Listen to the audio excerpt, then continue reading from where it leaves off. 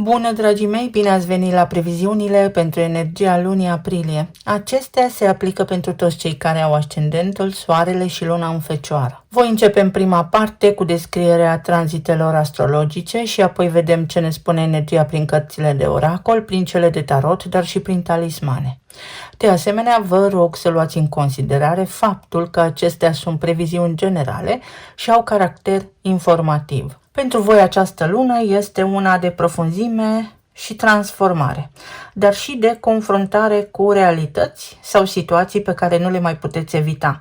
Nu este o lună liniară, nici ușoară pentru nimeni, dar este extrem de valoroasă pentru că vă duce în zonele în care se produce schimbarea reală. La început de lună am avut evenimentul de lună plină din balanță, pe casa a doua, casa valorii personale, a banilor, a resurselor și a stimei de sine.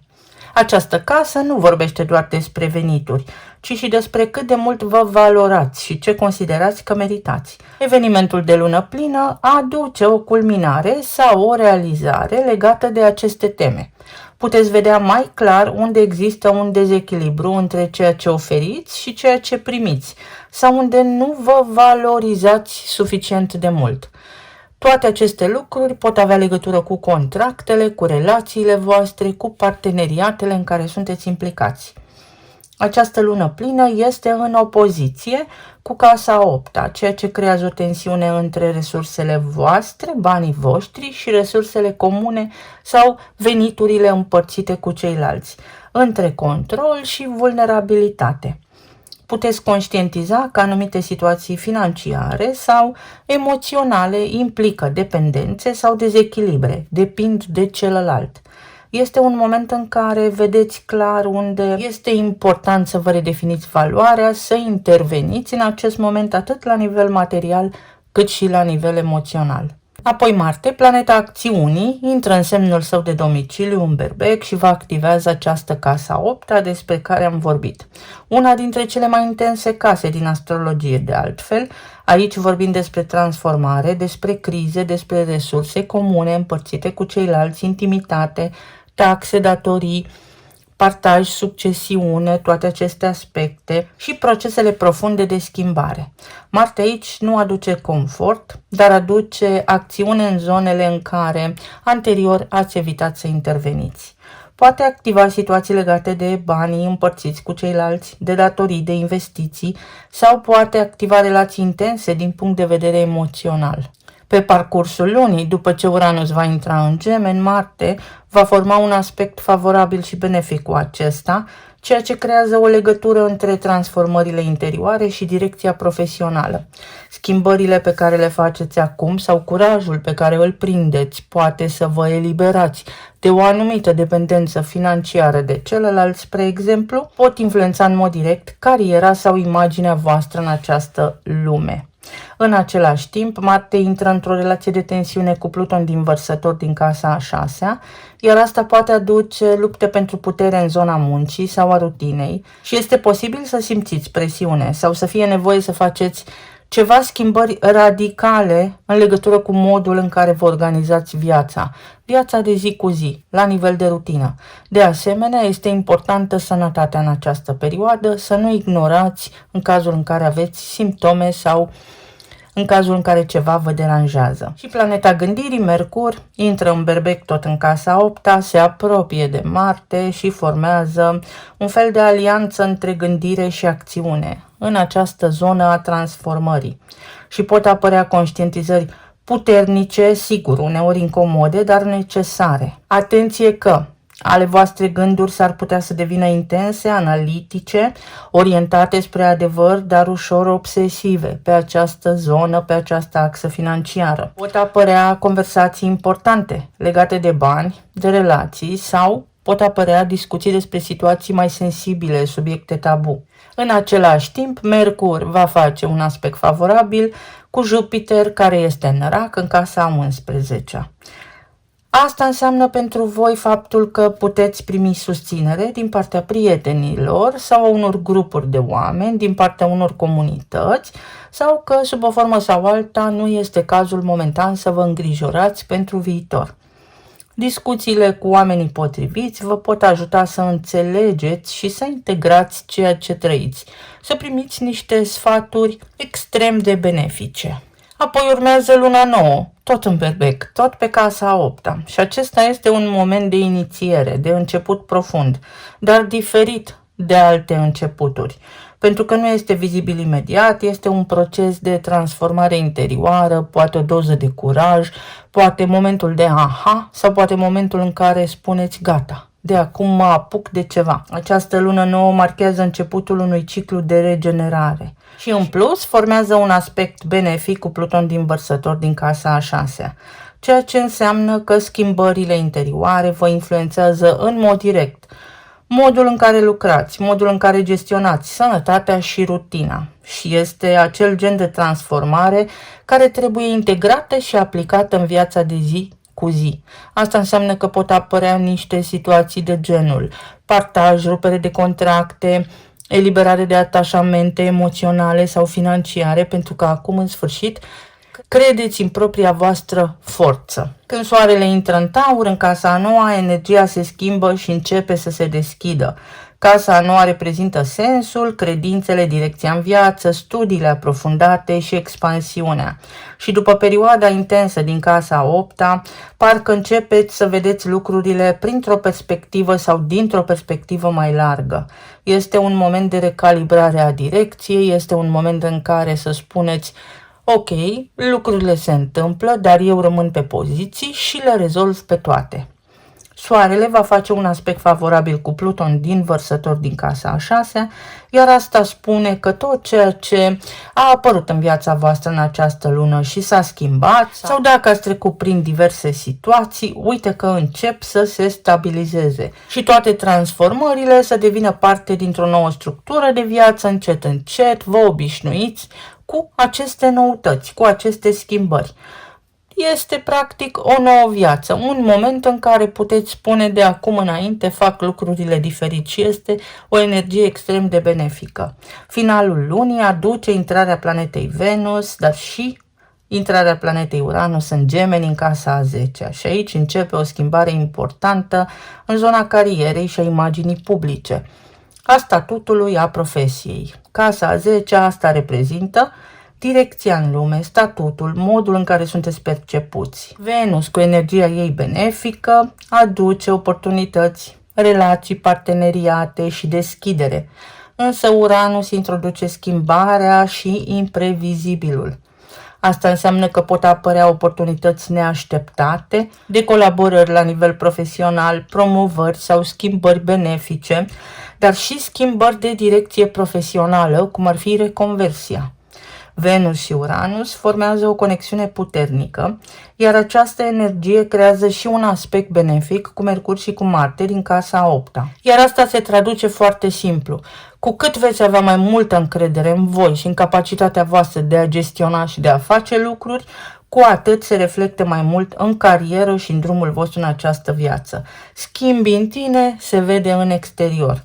În același timp, Uranus formează un aspect favorabil cu Saturn, care este și el în berbec în casa 8-a. În casa 8-a, pe parcursul lunii aprilie, vom avea Mercur, Marte, Saturn, Neptun, Chiron și Lună nouă. Aspectul pe care îl vor forma cei doi titani este unul esențial, iar asta înseamnă că schimbarea este susținută de un proces matur și conștient. Nu este ca și când aveți parte de o ruptură haotică, este ceva ce puteți construi în timp, pas cu pas. În momentul în care prindeți curaj și vă asumați anumite responsabilități sau noutatea sau prindeți curaj să faceți anumite lucruri, să vă desprindeți dintr-un, să spunem, context în care sunteți dependenți de banii celorlalți sau de banii partenerului și așa mai departe, fiecare după caz, sunteți susținuți energetic ca pas cu pas să ajungeți acolo unde vă doriți și să vă reveniți, să vă regenerați, să vă transformați. Practic, luna începe prin a clarifica ceva legat de valoarea voastră și de partea financiară, apoi intrați în etapa de transformare în care vă va fi testată încrederea, vă ies la suprafață fricile. Însă avem luna nouă din Berbec care dă tuturor, să spunem, un boost de curaj, un impuls de curaj pentru a putea face toate schimbările necesare către o direcție mai bună, mai prosperă și mai echilibrată. Să vedem acum ce ne spune și oracolul.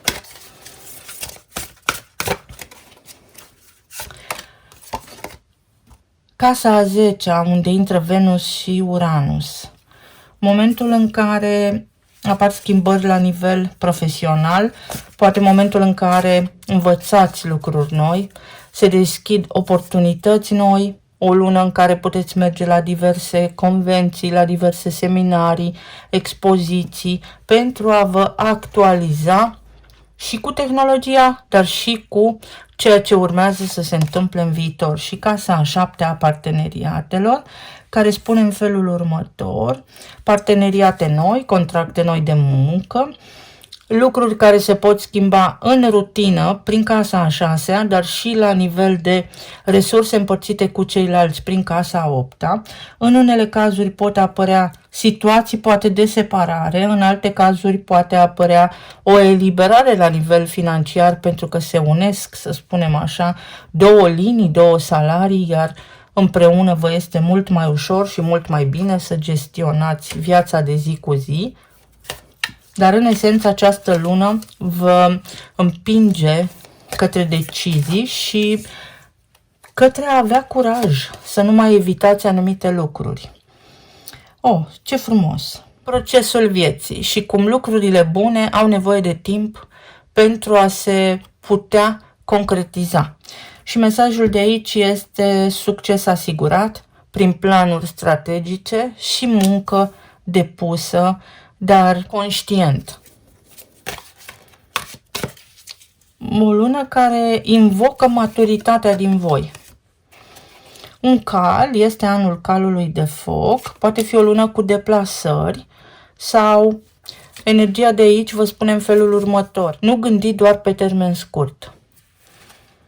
Pot apărea deplasări, pot apărea schimbări, pot apărea concedii. Un curcan. Cineva se poartă imatur. Ori vi se spune vouă să nu fiți imaturi și să vă luați viața în serios, să vă asumați responsabilitatea, să nu fugiți de ceea ce trebuie făcut în această lună, ori în preajma voastră este cineva alături de care nu mai puteți construi pe termen lung. Fie cineva, fie ceva ce nu mai funcționează sau nu va mai funcționa în curând pe termen lung.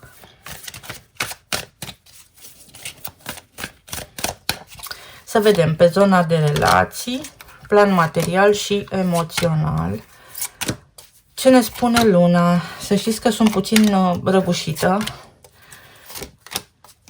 A plouat foarte mult zilele acestea și vorbesc un pic mai greu, dar o scoatem la capăt. Ia uite ce frumos! Pe zona de relații, energia vă spune să prindeți curaj, să luați niște hotărâri importante, hotărâri care vă deschid noi colaborări, noi parteneriate, noi relații. Ori să stabiliți niște lucruri acum, ori niciodată, cu partenerii actuali de viață, ori, conform expresiei, să vă luați inima în dinți, să faceți curățenie, să luați acele decizii pe care le-ați amânat, de care v-ați temut, pentru că sunt benefice, dar nu pe termen scurt. Nu să gândiți pe termen scurt. Încercați să aveți un plan de rezervă sau încercați să vă gândiți foarte bine, printr-o perspectivă foarte largă, mai ales pentru că veți avea tranzite prin casa a noua, iar asta vă poate lărgi puțin orizontul, puteți vedea cu mai multă claritate mai multe oportunități ca anterior. În alte cazuri, poate apărea într-o formă subită, realmente neașteptată, cineva în viața voastră, prin profesia voastră, poate apărea o schimbare de statut, care poate însemna schimbarea numelui de familie, asta înseamnă căsătorie, sau poate schimbarea să însemne o ruptură, o separare, dar care este extrem de benefică. Depinde de momentul în care vă aflați voi acum. Spânzuratul. Energia vă spune să spargeți oul. Energia vă spune să acționați, dar nu înainte de a gândi în profunzime lucrurile. De a le gândi înțelept. Cu multă compasiune. 9 de bâte. Aici este o mentalitate de victimă a cuiva sau este o grijă față de cei de lângă voi pe care încercați să îi ajutați, dar care nu se lasă ajutați. Nu puteți fi voi salvatorii nimănui dacă oamenii respectivi nu vor schimbarea. Se poartă imatur sau pur și simplu sunt blocați. Nu vor. Sau nu mai puteți rămâne foarte mult timp în același loc. Și 9 de cupe. Să fiți atenți la ceea ce vă doriți, pentru că asta vi se întâmplă. În unele cazuri este vorba despre iertare și înțelegere, despre capacitatea de a trece peste micile neînțelegeri, peste marile neînțelegeri, tocmai pentru că cineva are acum puterea să recunoască că a greșit, iar în alte cazuri este momentul în care să înțelegeți că degeaba vreți voi dacă într-o relație sunteți doi și celălalt nu poate mai mult de atât. Poate fi o dorință îndeplinită, un alt statut, un parteneriat, să cunoașteți pe cineva. La nivel financiar sau material, 5 de monede, 7 de bâte, 9 de cupe și faetonul. Progres. Progresul vine atunci când prindeți voi încredere în voi. Când vă eliberați de frica de sărăcie sau de teama de viitor.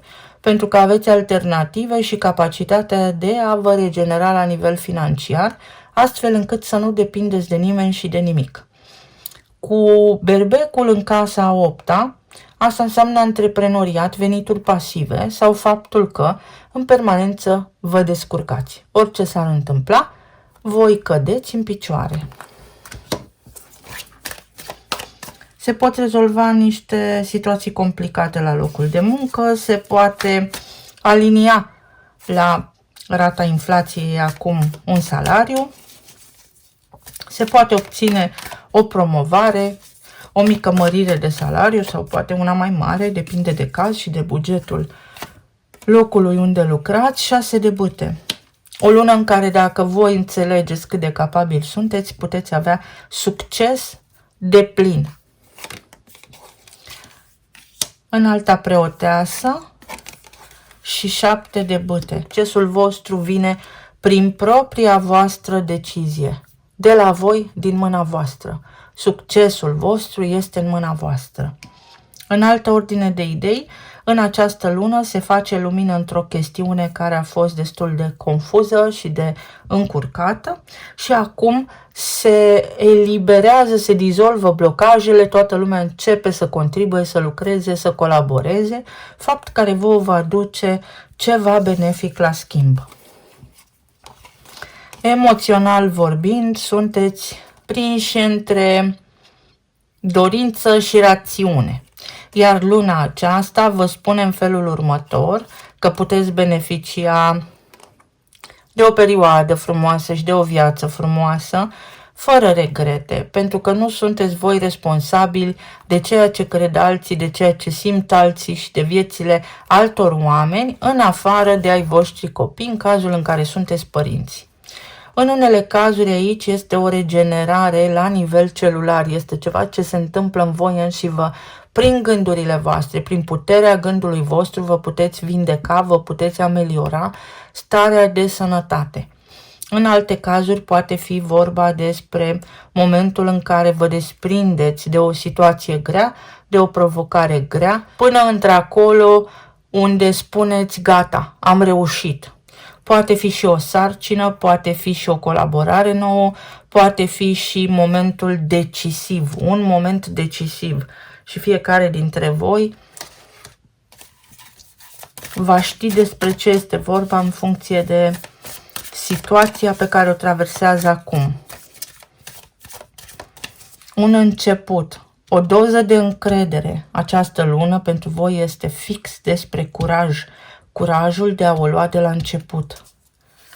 curajul de a face o schimbare. Uite, îndrăgostiții și 5 de bâte. Chiar dacă aveți senzația că este greu, curajul de a vă rupe din ceva ce nu vă ajută să evoluați, și judecata. În unele cazuri este un prim pas către împăcare, iar în alte cazuri energia vă spune să vă detașați și să vă regândiți strategic viața. Să vedem ce ne spun și talismanele.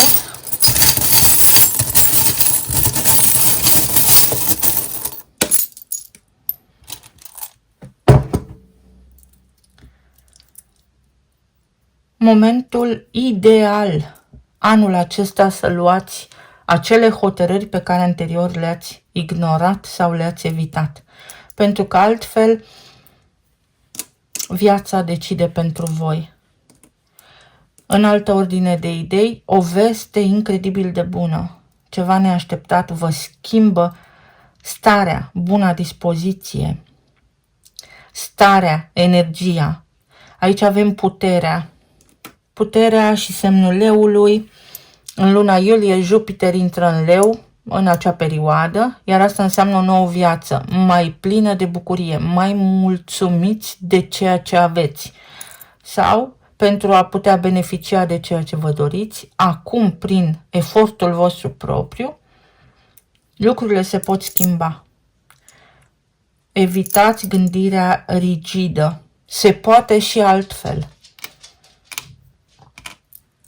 Niște analize sau să vă ocupați de sănătatea voastră, o stare de sănătate mai bună, citrinul, prosperitate, lucruri care se pot întâmpla favorabil pentru voi la nivel de carieră, noi surse de venituri, nu te da bătut, pentru că există iubire, există prietenie, există oameni buni în jurul tău, nu rămâi singur pe lume.